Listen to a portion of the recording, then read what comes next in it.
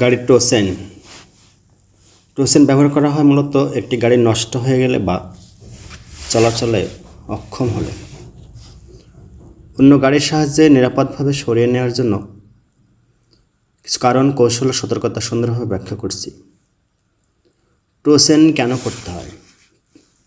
Engine বিকল হলে, দুর্ঘটনায় গাড়ি চলার অযোগ্য হলে, ব্যাটারি সম্পূর্ণ ডেড হলে, রাস্তার মাঝখান থেকে গাড়ি সরাতে হলে, গ্যারেজ বা নিরাপদ স্থানে নেওয়ার প্রয়োজন হলে। টোসেন করার সঠিক কৌশল: উপযুক্ত চেইন বা টো রোপ ব্যবহার।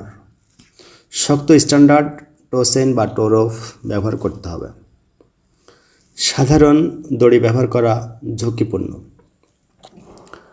নির্ধারিত টো হুক এ লাগানো দুই গাড়ির টো হুক বা চ্যাসিস হুকের চেইন লাগাতে হবে।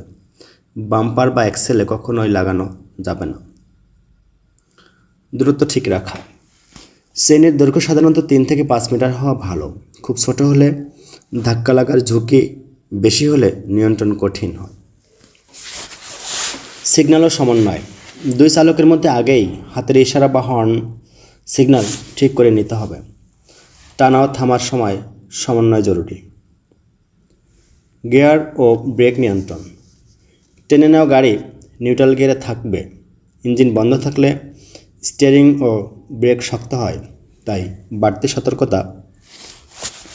টোসেনের সময় গুরুত্বপূর্ণ সতর্কতা: হঠাৎ ব্রেক বা দ্রুত টান দেওয়া যাবে না।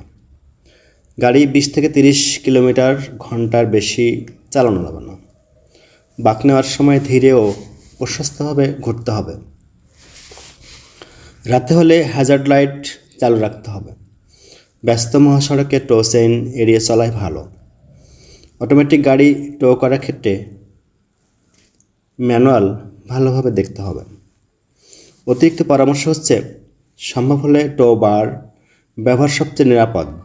দীর্ঘ দূরত্বে নিতে হলে টো ট্রাক ব্যবহার করা উত্তম। অবশ্যই প্রশিক্ষণ ছাড়া টোসেন করা উচিত নয়।